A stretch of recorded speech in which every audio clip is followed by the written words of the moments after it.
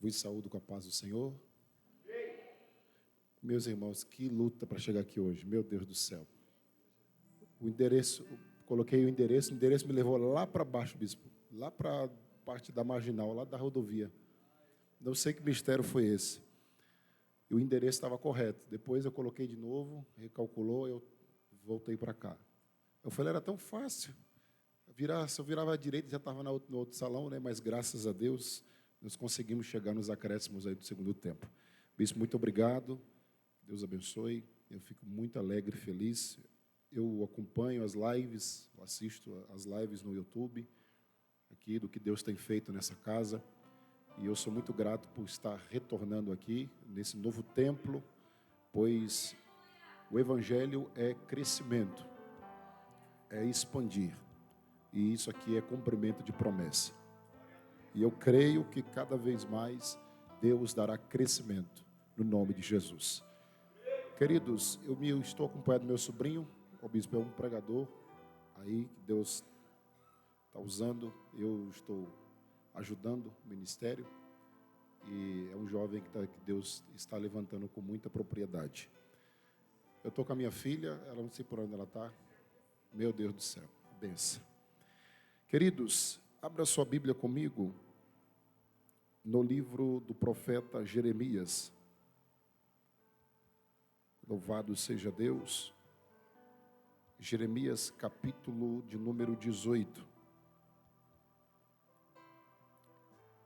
A partir do verso de número 1. Capítulo 18 e o verso de número 1 de Jeremias. Louvado seja o nome do Senhor. Eu sempre gosto de chegar cedo aqui, acompanhar os louvores, eu sempre gosto de estar acompanhando o culto. É uma benção. Mas hoje, irmão, foi uma luta, realmente. Sexta-feira é uma benção, só Jesus.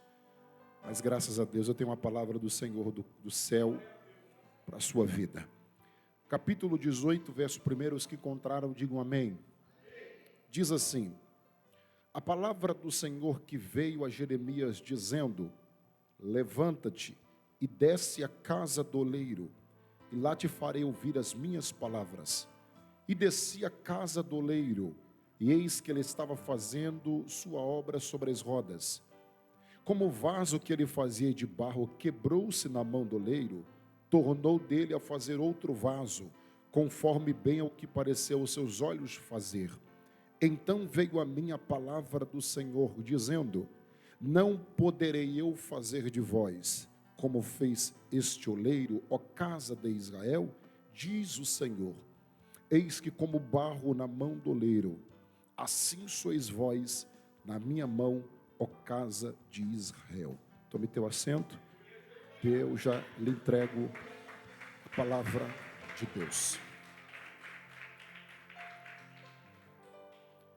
Queridos irmãos, pelas divisões da Bíblia Sagrada, nós podemos ter a compreensão de que o profeta Jeremias, ele faz parte da classe dos profetas maiores. Você pode observar que existem 5 livros de profecias maiores, dentre Isaías até o profeta Daniel. Isso são chamados de livros de profetas maiores. E após os livros dos profetas maiores, existem 12 livros de profetas menores.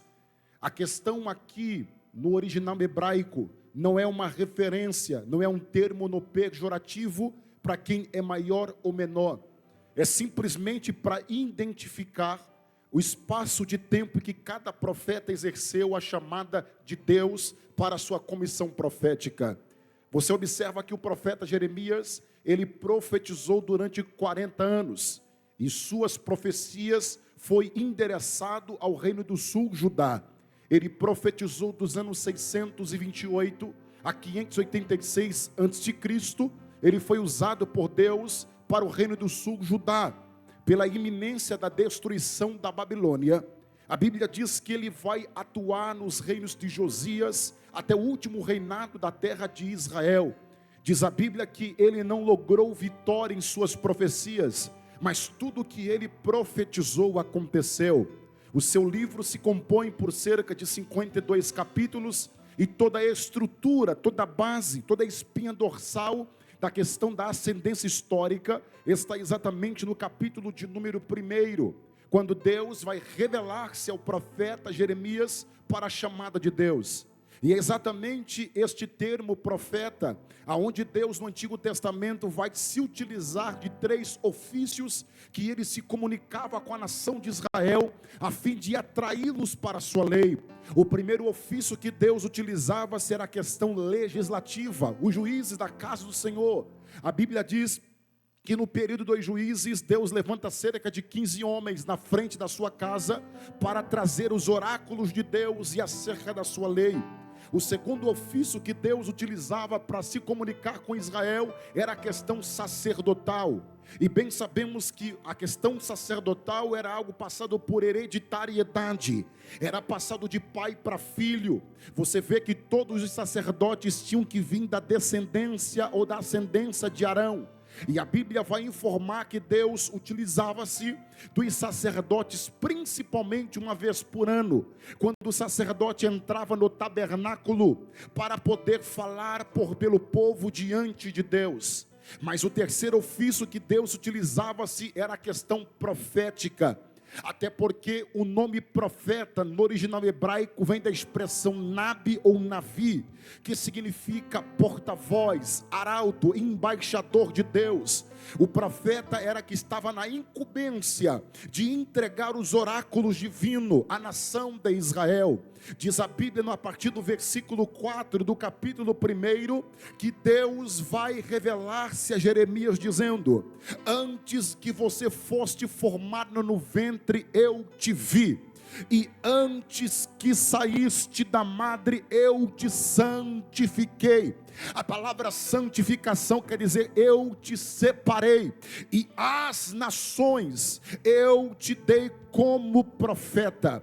A Bíblia diz que nos versículos que se seguem há um diálogo do profeta com Deus, porque ele vai expressar dizendo: mas eu não sei falar, e eu não passo de uma criança. Esta terminologia no seu original hebraico não está correta, porque isso aqui não é literal. Quando Deus fala com Jeremias pela primeira vez, ele tinha cerca de 22 anos de idade. Era alguém que estava sendo preparado pelo seu pai, pela sua família, na questão do ofício sacerdotal. Era impossível alguém que exercia a questão sacerdotal ser profeta, mas vem Deus através de uma visão falar com Jeremias dizendo: eu te chamei como meu profeta e você vai falar o que eu mandar. Então ele vai dizer aqui: mas eu não sei falar, Senhor, eu não passo de uma criança. Essa expressão aqui não é literal, é simplesmente porque Jeremias conhecia muito bem a história profética, e ele sabia pela história dos seus antepassados que os profetas eles sofriam. A exemplo, a Bíblia diz que Deus levanta Moisés para livrar Israel do cativeiro egípcio, e o próprio Deus dá testemunho dele dizendo: não havia homem mais manso do que Moisés, mas por causa daquele povo rebelde de coração obstinado, ele perdeu a sua paciência, e a Bíblia diz que ele feriu a rocha, e Deus lhe proibiu de entrar na terra prometida. Por 3 vezes ele orou, e Deus falou: basta, não vamos tocar mais nesse assunto, você não vai mais entrar, porque você não me glorificou como deveria me glorificar. A Bíblia diz que o profeta Isaías, ou o profeta Elias, se escondeu numa caverna, se escondeu no zimbro, porque queriam matá-lo pela comissão profética. A Bíblia diz que 7.000 profetas se esconderam numa caverna, comendo pão, bebendo água, pois estavam correndo risco de morte. A Bíblia diz que o profeta Isaías foi cerrado ao meio, por exercer a sua chamada profética. Quando ele vai dizer para Deus que ele não sabe como falar e se sente uma criança, ele se sente derrotado diante da sua comissão profética. Só que Deus vai dizer para ele: você não é uma criança, e não digas que não sabe falar, porque aonde quer que eu te enviar você irá, e tudo que eu te mandar falar, falarás, e não temas, pois eu coloco as minhas palavras na tua boca, porque eu serei contigo.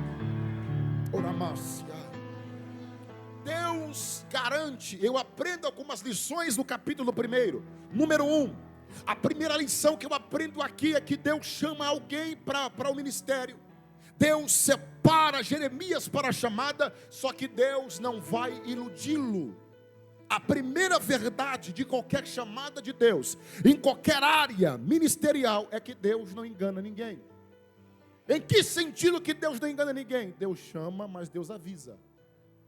Vão te perseguir, vão se levantar, vai ser difícil, as portas nem sempre estarão abertas, virão desafios, virão percalços, pedras de tropeço para você parar. Mas o que Deus está dizendo para Jeremias aqui, você vê que é uma questão explícita de Deus avisando o que ele espera antes da chamada. E a geração de agora está muito enganada. É por isso que há um evangelho sendo pregado por aí, não o evangelho da Bíblia, mas o evangelho que estão pregando por aí é do oba-oba. É o evangelho que tudo é bênção, é só vitória.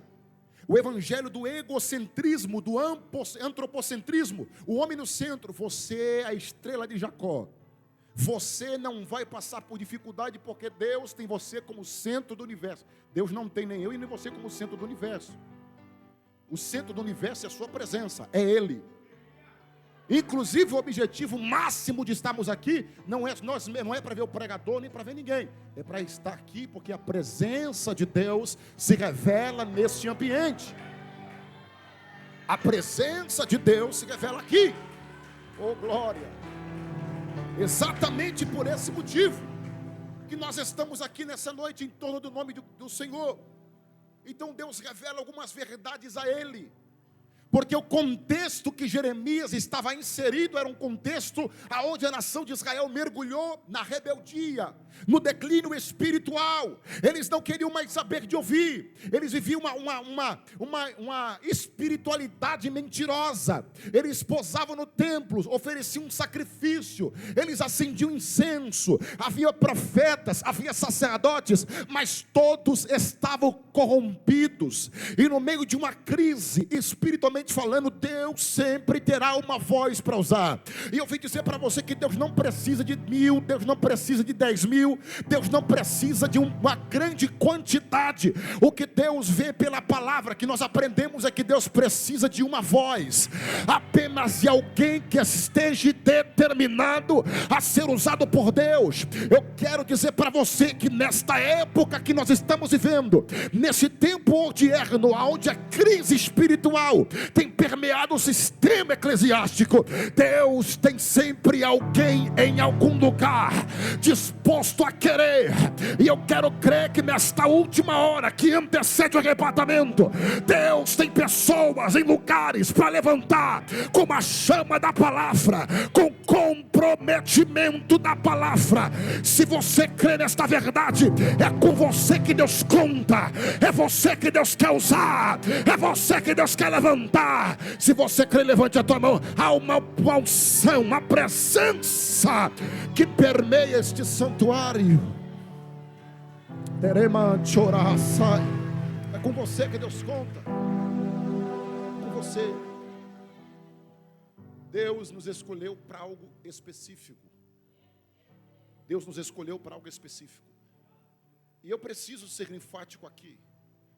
Eu vim pregando numa maratona e Deus tem me confrontado com a palavra, dizendo: filho, a hora de expor a verdade é agora.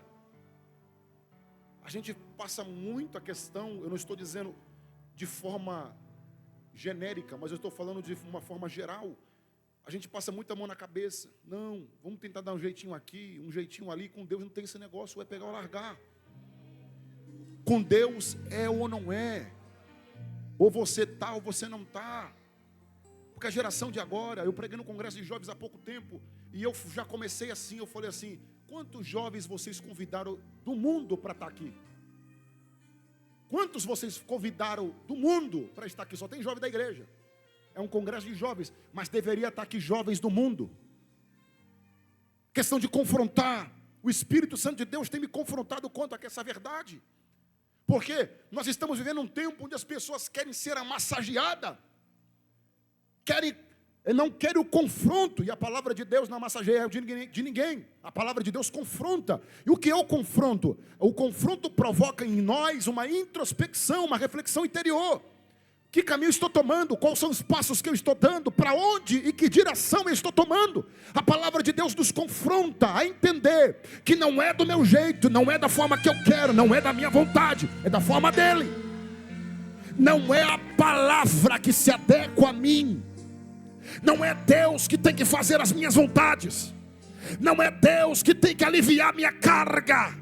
Não é Deus que tem que dar um jeitinho, não. Deus não tem que se curvar aos meus desejos. A vontade é soberana dele. Oh glória, é Ele que está no controle de tudo. Eu quero dizer para você, fique tranquilo, porque quem sustenta a tua história, a tua vida, a tua fé, não é homem, não é o sistema. Quem protege a tua fé, quem te sustenta, quem te dá base, quem te dá sustentação, é a presença do Deus Todo-Poderoso. Nós estamos aqui debaixo de uma promessa de Deus. Nós estamos debaixo da promessa dele. E aqui nós vemos no capítulo 1, continuando, nós vamos aprender que Deus não ilude e Deus faz promessas a ele. Só que eu aprendi esses dias em um seminário que até no cumprimento das promessas de Deus, Deus exige muito de nós. Não é porque Deus prometeu que você tem que deitar, cruzar os braços e acabou. Não. Deus promete, mas Deus, Ele quer ver o teu esforço para isso acontecer. Olhe para cá. Deus faz, no mínimo, 5 promessas a Jeremias no capítulo 1. E Deus é fiel. E eu já preguei isso aqui não lá, mas na igreja em si, os irmãos estavam presentes. Que Deus é Deus de cumprimento de promessa. Está na Bíblia, Números 11, 23. O Senhor diz a Israel: acaso a mão do Senhor terá sido encurtada? Pois amanhã saberás que a minha palavra te acontecerá. A Bíblia diz em Isaías 55, versículo 11: a minha palavra não tornará para mim vazia, antes fará o que me apraz. Em Jeremias capítulo 1, verso 11, o Senhor diz a ele: o que você vê? Ele diz: eu vejo uma vara de amendoeira, viste bem, pois eu velo pela minha palavra para cumpri-la. Mateus 24, 35, os céus e a terra passarão, mas a palavra de Deus não passará. Segundo Timóteo, capítulo 2, versículo 13, a Bíblia diz que ainda que sejamos infiel, Ele permanece fiel com a sua palavra, porque não pode negar-se a si mesmo. Primeira epístola de Pedro, capítulo 1, versículo 25, ele diz: a folha seca, a árvore morre, mas a palavra de Deus permanece para. Estou sentindo uma presença.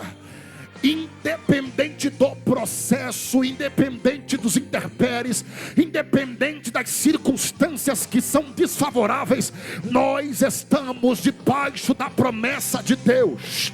E eu quero dizer para você que não existe nada, nem ninguém, nem demônio, nem seus decretos, nem palavra contrária, não existe encantamento, nada que é capaz de revogar a palavra que Deus endereçou à tua vida. Tudo que Deus falou a teu respeito, você pode descansar tua alma, pois fiel é aquele que prometeu. Fiel é aquele que prometeu. Glória, eu vim ser boca de Deus na noite de hoje, dizendo para você: a palavra que Deus está na minha boca é: Ele vai renovar as tuas forças, Ele vai frutificar a tua fé. Você não vai retroceder, você não vai parar, independente do que o diabo tem dito. Maior é o Senhor que está conosco. Só quem pode adorar, levante a tua mão, abra a tua boca para adorar o nome de Jesus.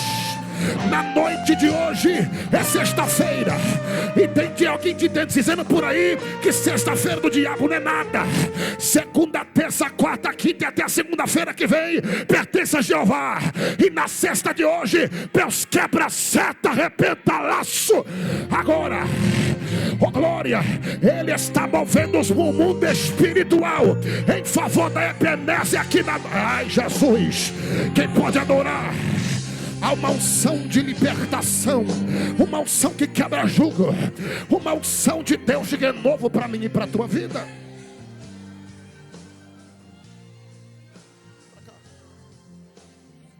Primeira promessa, Deus falou para ele: eu estou contigo. E Deus estar comigo não vai me inibir não vai me tornar imune a problemas. Não é porque Deus não está comigo que eu não vou sofrer, que eu não vou padecer, que eu não vou ter doença. Não é porque Deus está comigo que as pessoas não vão se levantar. Pelo contrário, quanto mais Deus for com você, mais espere pedrada. Tem gente que fala para mim assim: eu não gosto de você, aí que eu fico feliz. Ah, eu não vou com a tua cara, eu fico feliz, irmão. Tem que dizer: eu não gosto da tua voz, vou dar um tiro na minha cabeça. Paciência. Jesus que me chamou, eu vou falar com ele. Foi ele que me escolheu. Porque a minha família dizia que eu não tinha jeito, que eu ia para a cadeia ou ia ser morto, por me envolver com gente errada. Eu era uma pessoa que eu entrava no diabo, não era querer que ele entrava em mim. Mas um dia minha mãe da igreja Deus e Amor, 1,60 m de altura, eu cansei de ver minha mãe pegando o correio 24 horas lá na Cantinho de Sampaio. Chegava cansada de faxina da casa dos outros. Pegava o cansada, ia para a sede da Deus e Amor, fazer oração a madrugada inteira para Deus. E a oração dela: Senhor, salva-me do mais velho até o mais novo. Entra com providência. Oh glória. Olharam para mim dizendo: você não tem jeito, não tem solução para você. Só que a minha mãe colocou a mão na minha cabeça e falou assim: olhe bem para o meu olho aqui, que eu vou te liberar uma palavra. Jesus te fará um pregador do evangelho. Oh glória, oh glória. Nós estamos debaixo da promessa de Deus. Não importa o que o homem diga, não importa o diagnóstico do homem, não importa a palavra do homem. O que Deus falou para você, creia, descanse. Estou sentindo a graça. Há uma glória de Deus aqui. Eu quero dizer para você, pela palavra de Deus, tudo aquele que é impedimento na tua vida hoje está sendo caído por terra. Deus está quebrando. E Ele está dizendo: anima-te, te levanta, porque a promessa é muito grande. Ainda vai ter muita coisa para acontecer, diz o Senhor. Aleluia. Eu estou contigo. Primeira promessa: eu estou contigo. Segundo, Deus falou para ele: eu te ponho por uma cidade fortificada. O que é uma cidade fortificada? Geralmente como a Babilônia e Mênfis, na época de Nabucodonosor, tinha um muro de cerca de 99 metros de altura por 25,80 de comprimento. Os blocos, cada bloco entalhado, tinha o rosto do próprio Nabucodonosor. Era uma cidade impenetrável. Mesmo assim, o rei Dario, ele conseguiu desviar o curso do rio Eufrates para dentro da cidade, por baixo da terra, colocar os seus soldados dentro de Babilônia. Mas só fez isso porque o maior estrategista em batalha é Deus. Foi Deus que deu estratégia para ele vencer.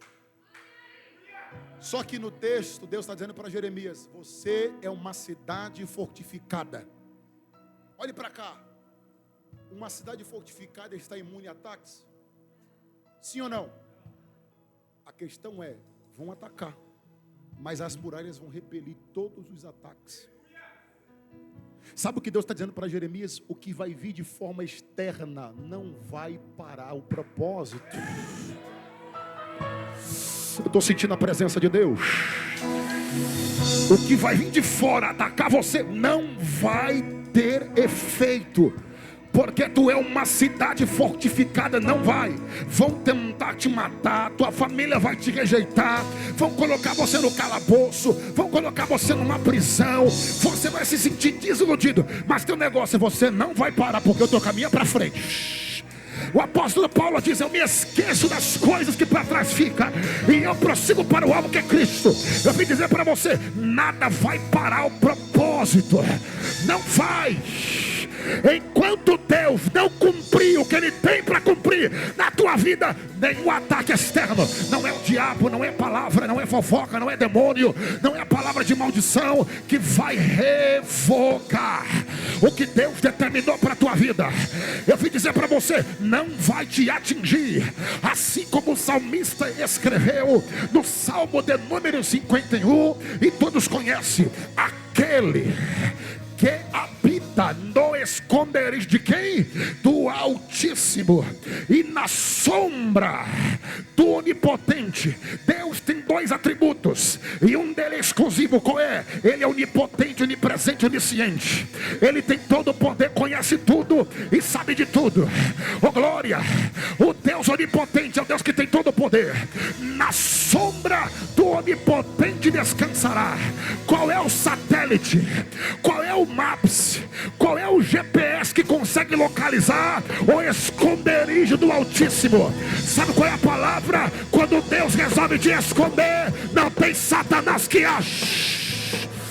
Oh glória! Sabe que Jeová está dizendo? Eu te escondi na minha aljava.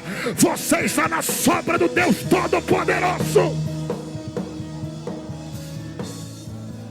Pegando fogo esse altar, meu Deus do céu.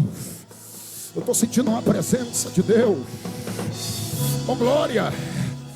Na sombra do onipotente descansará. Mas só descansa na sombra quem habita no esconderijo.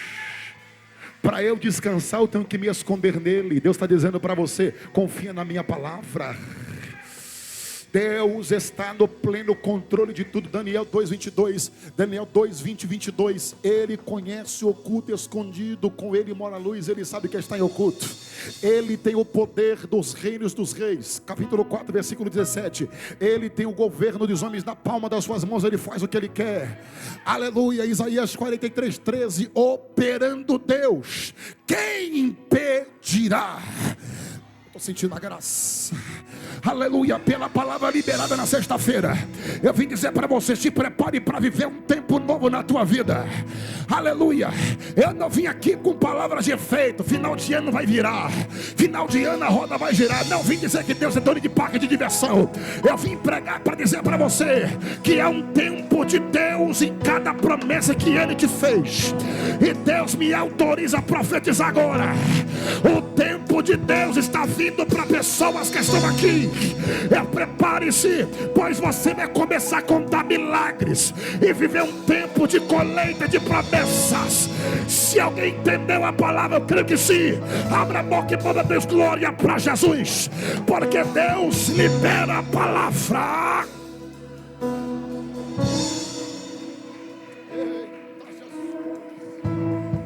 Estou sentindo a graça. Tem alguém aqui que Deus sabe que você precisa. Versículo 19. O Senhor falou para ele assim, ó: pelejarão contra ti, mas não prevalecerão, porque eu estarei contigo para te livrar. Diz o Senhor. A palavra que Deus me dá é de livramento aqui. A palavra que Deus me dá é de escape para alguém. Deus está entrando agora em algumas coisas, e Deus está dizendo assim: eu estou tirando você de foco. Deus está fechando a boca do leão hoje. Sabe o que é interessante desse texto de Pedro? Que ele fala assim: que o diabo anda ao nosso derredor, bramando, procurando, como leão a quem possa tragar. Só que eu sou uma pessoa que desde pequeno eu gosto muito de documentário de animal. Eu até durmo, aquilo ali é uma terapia para mim. Eu coloco lá no Netflix, fico vendo as onças, os leões, e eu fico ali, irmão, viajando naquilo, na natureza. Eu queria saber como é que eles conseguem fazer aquelas imagens, aquela filmagem toda, eu não sei como, mas é maravilhoso. Fico vendo os peixes, e a minha mente, Deus ele expande a minha mente. O leão que defende o seu território, no auge da sua força, quando ele atinge 8 anos de idade, de 8 a 10 anos, ele está no auge da sua força, quando a sua juba está preta, em cima está preta, e a sua juba está completa, ele está no auge da sua força. O território de um leão, ele varia de 16 a 20 quilômetros de hectares de terra. Todos os dias o leão, ele patrulha o seu território. E como ele patrulha o seu território? Ele deixa o seu cheiro, a sua urina e suas fezes, para que quando outro leão que quer invadir seu território, saiba que ali tem dono. Que se ele invadir aquele lugar, vai ter consequências. Se ele invadir lá o pau, vai ter pau, porque lá tem dono. Então ele deixa. Mas geralmente tem alguns leões que querem invadir o território do outro. Só que olhe para cá, quando isso acontece, quando é ultrapassado a barreira, o leão tem um rugido, e o rugido do leão dá-se para ouvir a 20 quilômetros de distância. Quando o cheiro não resolve, ele começa a rugir, dizendo: não se aproxima, esse território tem dono. Só que no texto está dizendo que ele anda como ele não é. Parece, mas ele não é leão. Ele vem numa fúria, numa bravura. Ele anda ao nosso derredor. Porque ele não penetra o ambiente. Porque ele não ultrapassa a risca. Porque tem o leão da tribo de Judá. Estou pregando para alguém aqui que tem palavra, que tem glória na boca e mão levantada. Você foi selado e marcado. Em você existe o cheiro do Cordeiro de Deus. E todas as vezes que é um plano do diabo para te destruir, ele vê a marca em você. E sabe qual é a palavra? Não podemos passar daqui, porque tem dono. Você tem o dono que não dorme, não tosqueneja. Você está com medo do que, minha filha? Do que você está com medo? Do que você está com medo? Por que você está temeroso? Deus está dizendo para você: sou eu que te guardo, sou eu que te livro.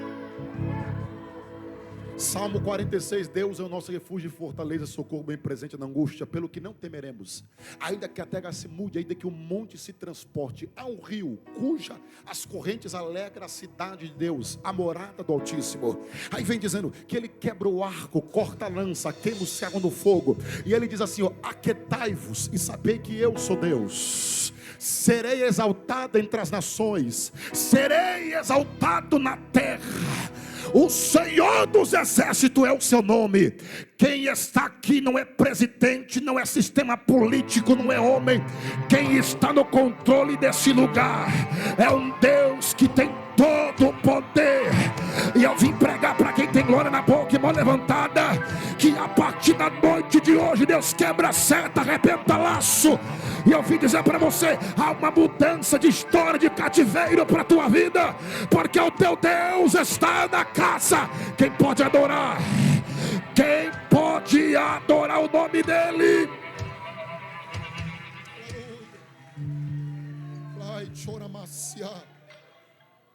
Vão pelejar contra você, mas ele está contigo para te livrar. Para te livrar, diz o Senhor. Mas olhe para cá. O texto que nós lemos foi Jeremias 18. E quando aqui, Jeremias 18, irmão, entenda que isso aqui é literal, não é figurativo nem alegórico.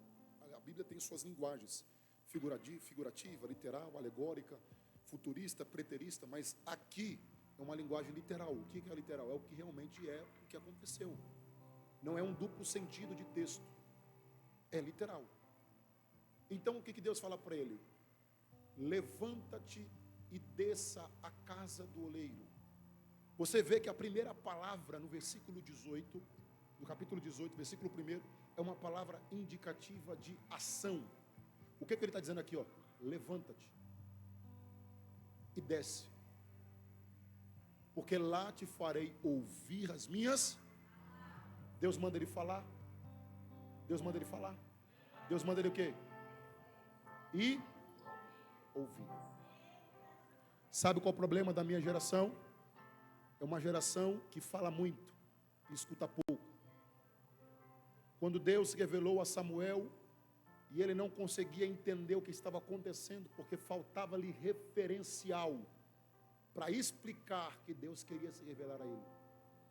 Então o sacerdote entendeu que Deus não queria mais falar com ele e falou com o menino. Na quarta vez que Deus se comunica, o que Deus fala? O que ele fala para Deus? Fala, Senhor, porque o teu servo... Existem 5 sentidos do corpo humano: visão, audição, tato, paladar e olfato. É de suma importância para a nossa sobrevivência. Todos os sentidos do corpo humano foram portas para o mundo espiritual que Deus deixou em nós. Nós estamos numa atmosfera terrena, mas nós temos a essência do que é da eternidade. Então nós temos em nós portas para o mundo espiritual. E qual é a primeira porta para o mundo espiritual? Os nossos ouvidos. Porque Deus sempre falou: se ouvirdes a minha voz, se ouvir a minha voz e guardar no coração a minha lei, então vocês nunca perderão batalha. Aonde vocês forem, vocês vão prosperar. Aonde você pisar a planta do pé, vocês vão prosperar. Precisa ouvir. Deus falou para ele: vai e ouve o que eu estou falando, o que eu vou falar. Só que entenda bem, primeira palavra de atitude, imperativa. Deus manda ele se levantar, porque isso aqui fala de atitude. Porque tem crente que ele quer ouvir Deus falar na calmaria, no seu conforto. Deus nunca vai falar no teu conforto. Deus nunca vai se revelar no seu conforto. E tem crente que ele cruza as pernas na rede dele e fica lá, marajá, achando que Deus não fala no teu conforto, meu filho. As maiores revelações que Deus deu foi no vale, foi no deserto.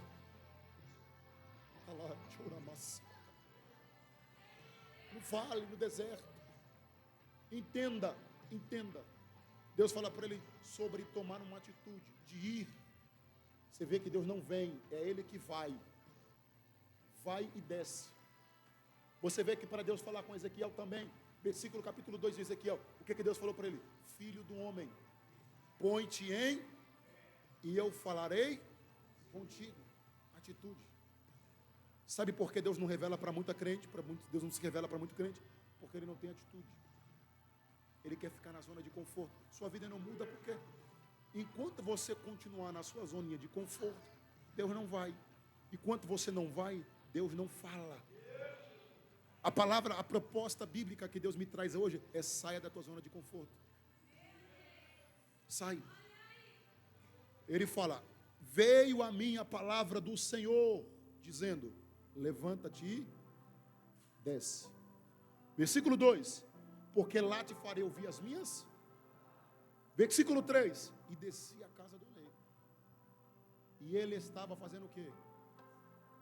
Ele estava fazendo sua obra. Ele estava trabalhando. Não é porque Deus não fala que Ele não trabalha.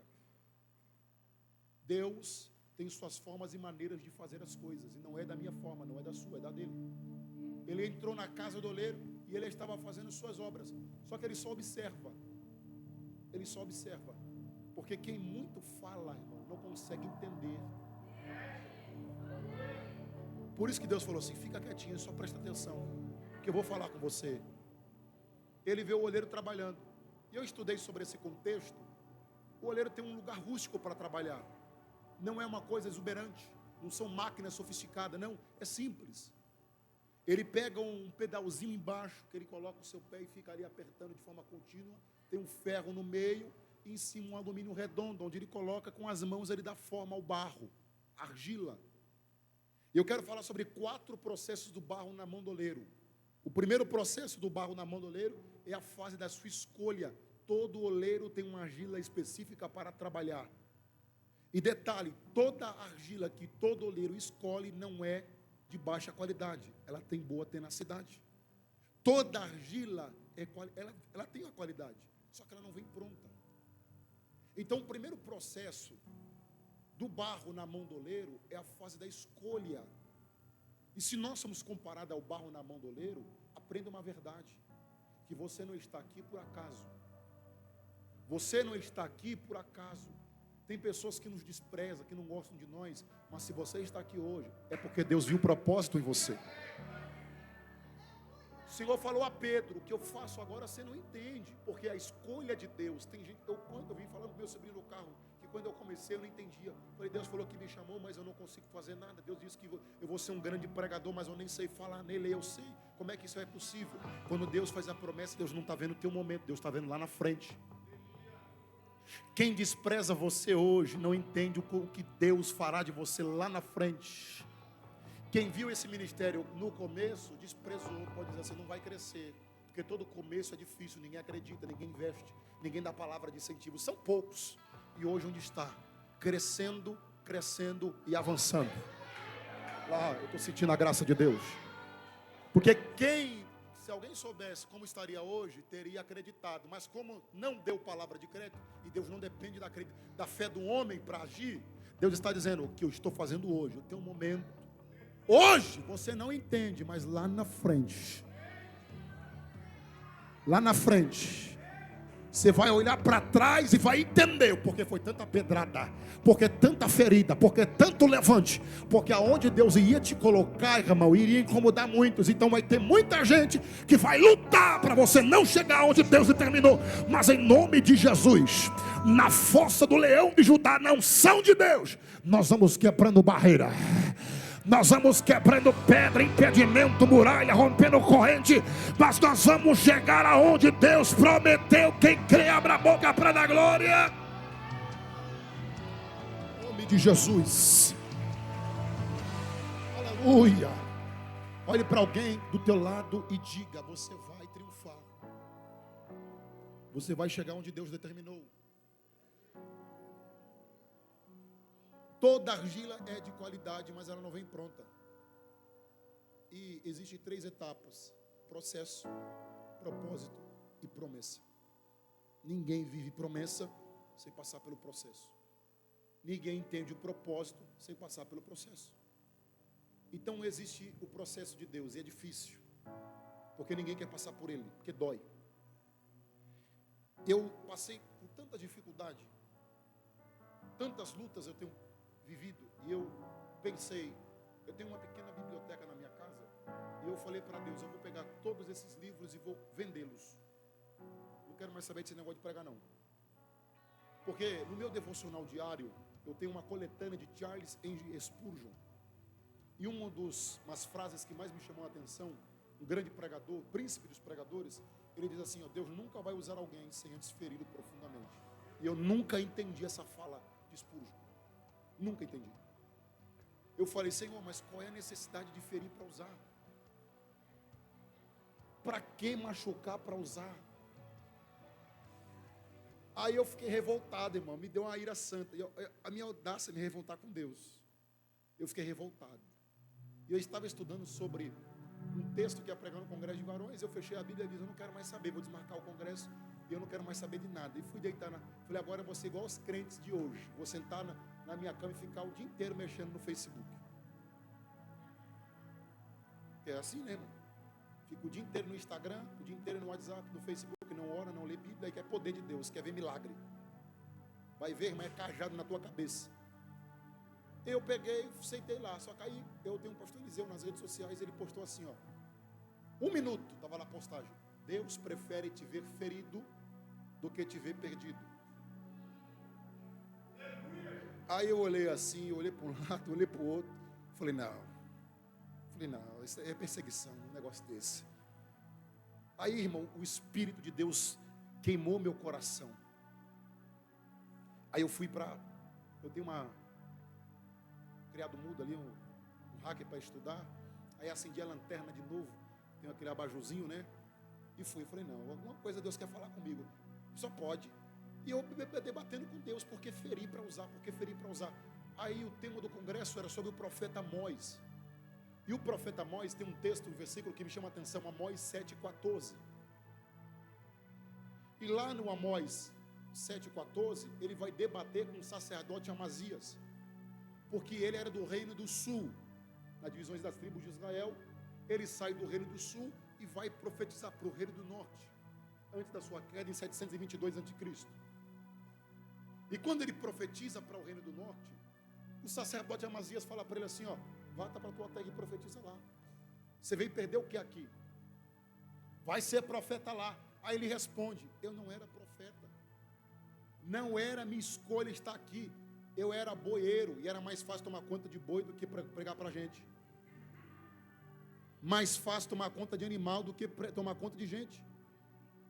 Porque a Bíblia diz que Deus compara Israel com umas vacas de Bazã. As vacas, elas não conhecem a voz do dono. Ele falou: é mais fácil estar tomando conta de boi, arando terra, empurrando boi, do que estar aqui profetizando para vocês, povo rebelde.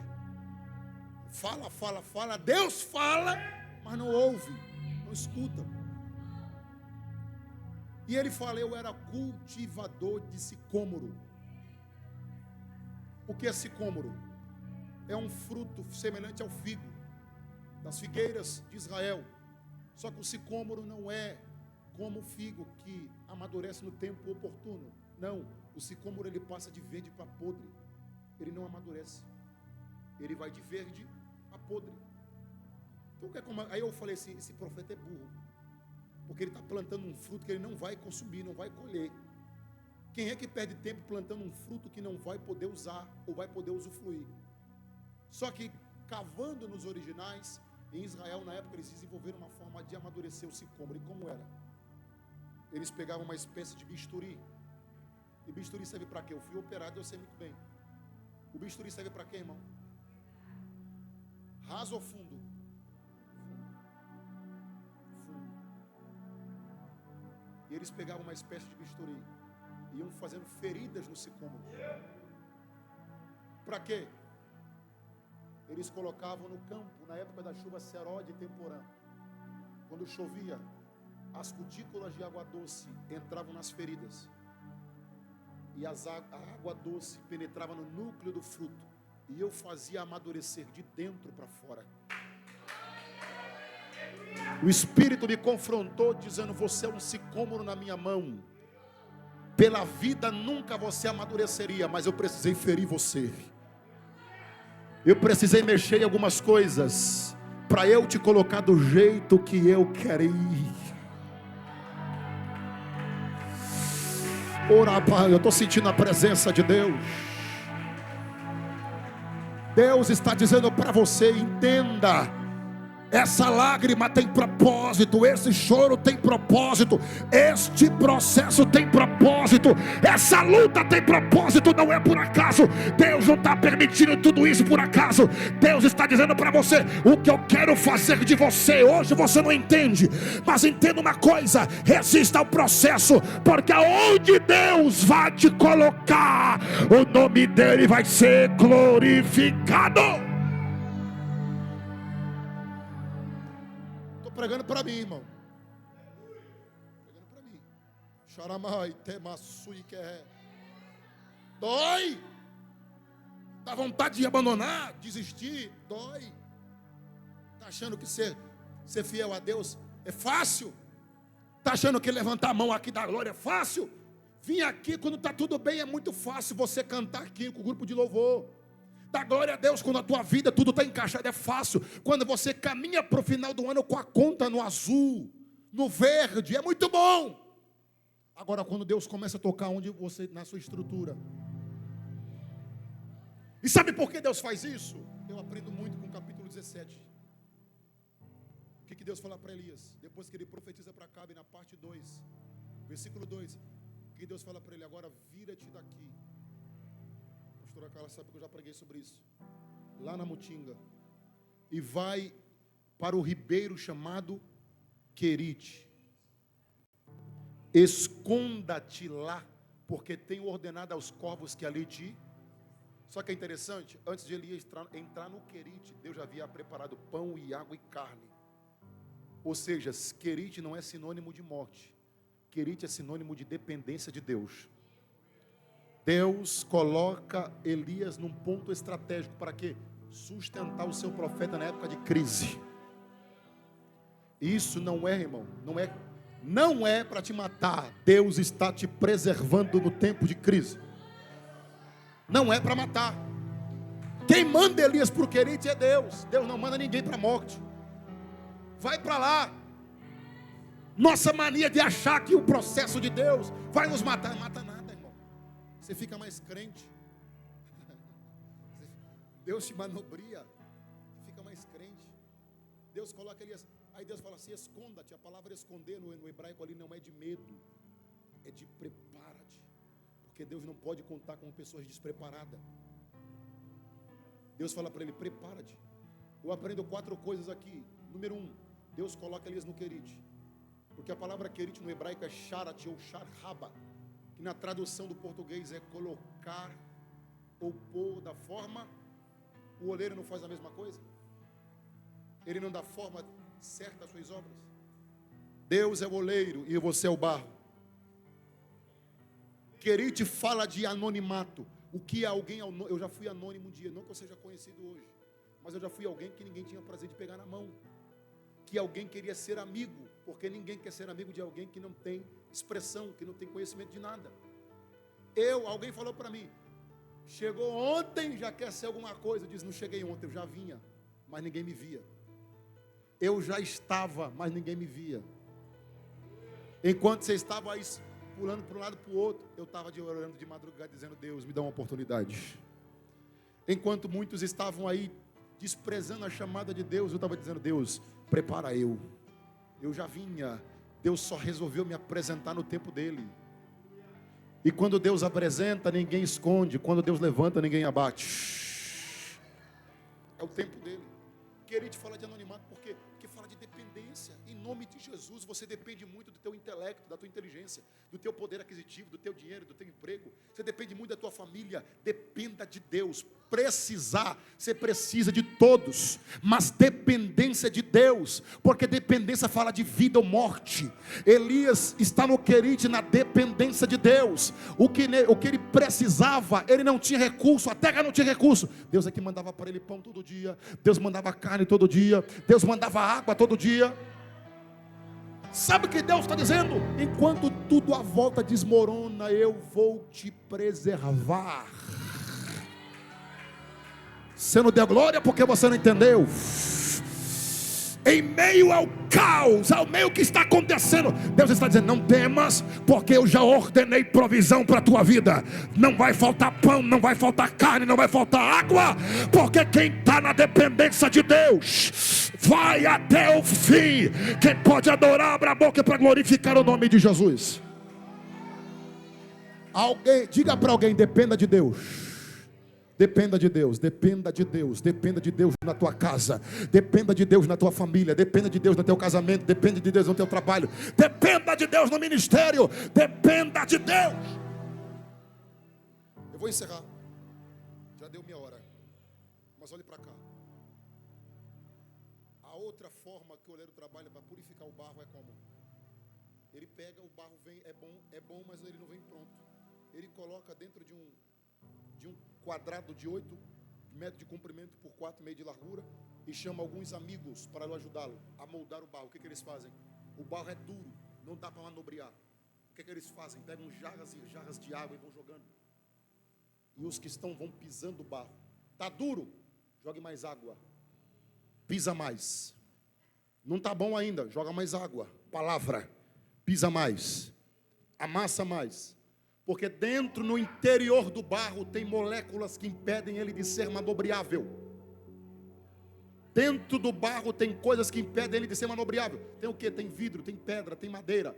O oleiro precisa tirar tudo isso para poder fazê-lo com as mãos. Mas para isso acontecer, ele precisa ser pisado. E ser pisado não é fácil. A primeira viagem que eu fiz como pregador foi para o interior de São Paulo, divisa de Mato Grosso do Sul. E eu tenho, irmão, vai estar gravado isso aí, né? Eu tenho prova, viu? Contra fatos no argumento, prova, que fui eu que passei por isso. Na Ayrton Senna, no caminho, era mais ou menos meio-dia e pouco, nós estávamos na metade do caminho. Saímos daqui 5 horas da manhã. Estava um calor medonho.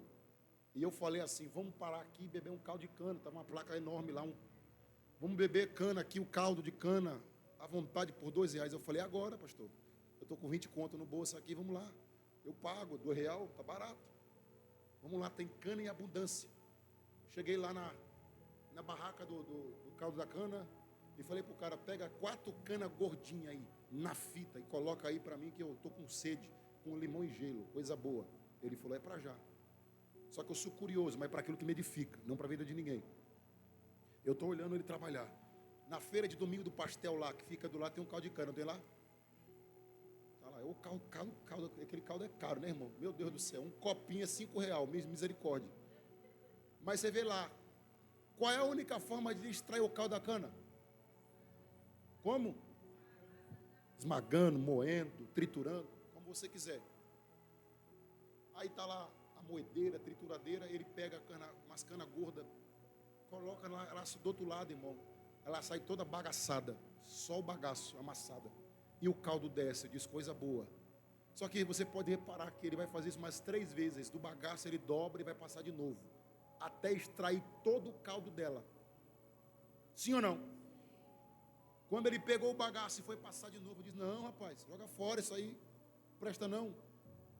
Põe a outra cana gordinha aí na fita, está tudo certo. Ele diz: o senhor é pastor? Eu disse: sou. O senhor pode entender de Bíblia, mas de caldo de cana entendo eu.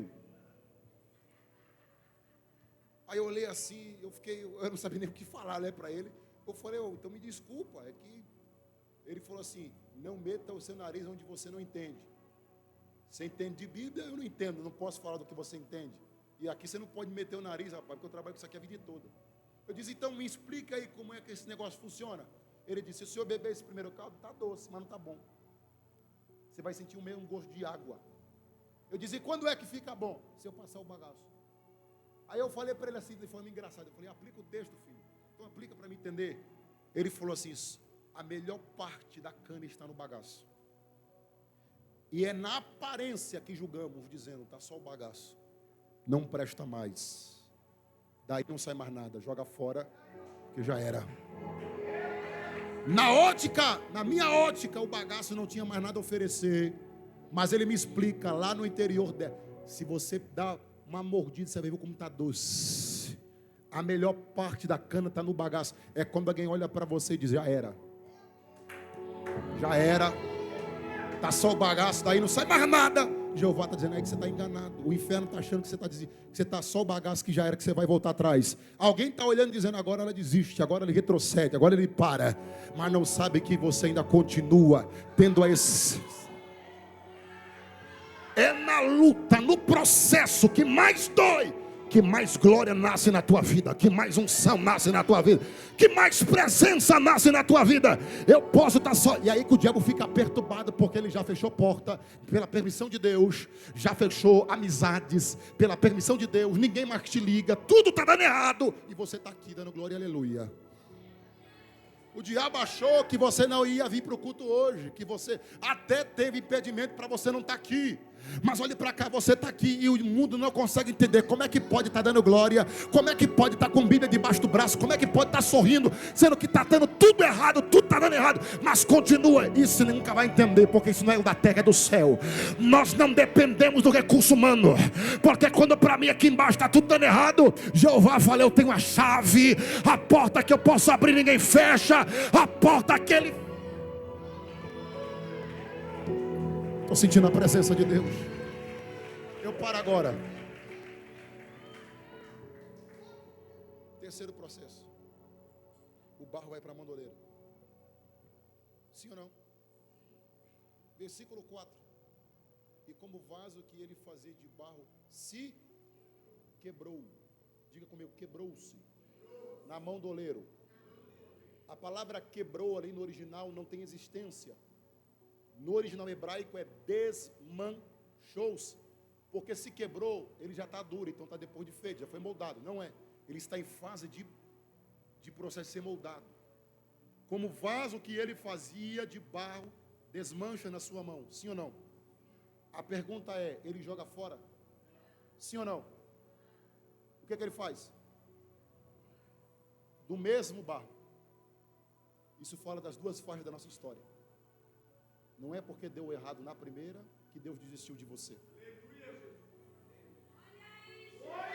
Não é porque tropeçou que Deus desistiu. Você está na palma da mão de Deus. E é interessante que o barro desmancha, mas está na palma da mão de Deus.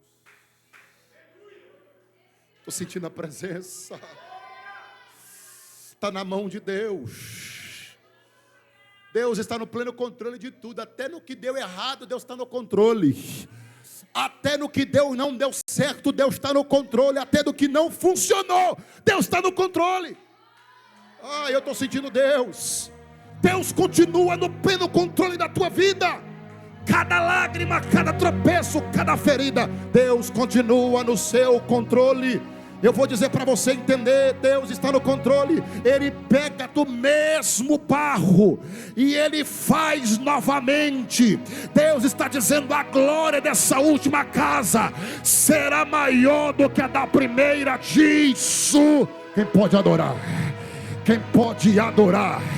Se prepare, se prepare. Agora eu paro de verdade. Eu já disse isso aqui. O pregador disse que está terminando. Mentira. Ele tem mais 20 minutos ainda. Não acredita. Já pega essa visão aí. O pregador, estou terminando. Conversa fiada. Mas agora é verdade. Agora é verdade. Entenda que Deus tem um tempo e uma forma de trabalhar para mim e para a sua vida. Deus está no pleno controle da sua história. Deus está no pleno controle da tua história. Deus está dizendo para você, e eu tenho um texto que eu até coloco no status do WhatsApp. Eu nunca mais apaguei aquele versículo, Jó 8:7. Eu já disse isso aqui. Bildade vai refutar as palavras de Jó, porque Jó, o livro dele, o tema do seu livro é Por que o justo sofre? É uma pergunta sem resposta até o dia de hoje. Porque ele pergunta para Deus o porquê o justo sofre. E é muito pertinente o que estamos falando sobre processos de Deus. Ele pergunta por que o justo sofre. Deus não responde. E ele diz assim em uns versículos: se o Senhor me pesares na balança, verás que eu não estou em falta. Quem é o homem que pode dizer isso para Deus hoje? O próprio Deus dá testemunho dele na terra. Homem fiel, temente a Deus, que se desvia do mal. Olhe para cá. Jó quer entender. Assim como eu e você queremos entender o porquê de tantas coisas que não funcionam. Só que Deus nunca vai dar explicação para mim nem para você da forma que Ele trabalha. O livro de Jó tem 16 perguntas e 35 queixas a Deus, e Deus não responde nenhuma delas. Só que Bildade refuta as palavras de Jó, ele é usado poderosamente. Jó 8:7, ele diz para Jó: Jó, o teu princípio, na verdade, terá sido pequeno, mas o teu último estado crescerá em extremo. Sabe o que Bildade está dizendo para Jó? Princípio fala de começo. Começo fala de momento. E momento não é um estágio definitivo, ele é transitório. Sabe o que Bildade está dizendo para Jó? Um momento não define história. Uma fase não define resultado. Ele está dizendo para Jó: isso que você está passando agora não é o seu fim. Não é porque você perdeu tudo. Não é porque você perdeu tudo, que você perdeu sua família, perdeu sua esposa, sua saúde. Não é o final, é uma fase. E não é porque uma fase dói, que é o ponto final. Provérbios capítulo 16. Do meu coração são as preparações, mas a última palavra vem da boca de Deus. Ele está dizendo assim, ó, esse momento Deus está usando ele para te levar para o ver, porque o teu último estado crescerá em extremo. Está dizendo, Jó, não chegou o fim ainda. É uma fase. E Deus está usando essa fase para, como um degrau para te levar para o seu verdadeiro propósito. Sabe o que Deus está dizendo para alguém aqui? É uma fase, vai passar. Essa fase não define tua história. Deus está dizendo, eu vou te conduzir para onde você está. Só que lá no capítulo 38, Deus chama Jó para uma conversa. E Deus fala para ele assim, ó, vem cá, vamos trocar uma ideia aqui. Você quer saber o porquê justo sofre? Quero, Senhor, me explica porque eu sofri. Tá bom, eu te respondo se você me responder mais uma pergunta. Deus é Deus. Deus fala para ele assim, eu te respondo, mas eu te faço uma pergunta, onde estava você quando eu fazia? Quando eu lançava as bases do universo e as estrelas eram testemunhas, aonde você estava? Aonde você estava quando eu criava o universo, Jó? Quando eu fazia ele pela palavra da minha boca, você estava na onde, Jó? Aí ele vai dizer lá, antigamente eu conhecia Deus só de ouvir falar. Hoje os meus olhos os olhos te veem, meus olhos te contemplam. Aí lá no capítulo 42, verso 2, ele diz assim, ó, bem sei eu que tudo podes, e nenhum dos teus pensamentos, planos pode ser que Deus determinou para você, entenda, vai acontecer. Se alguém crê, levante a mão, pega esta palavra. O que Deus determinou para você, não importa o tempo, não importa a luta, não importa o processo. Deus está dizendo, eu lhe determinou para você. Existe um tempo de Deus, e este tempo vai chegar, aonde Deus vai mudar a situação da tua história, e lá no final vai dizer, eu estou cheio, porque a palavra bem sei do hebraico, eu estou cheio por quê? Porque eu entendi que nenhum dos teus pensamentos pode ser impedido. Só quem pode adorar, levante a sua mão. Manda Deus glória para Jesus de Nazaré. Deus abençoe, bispo, agradeço a oportunidade.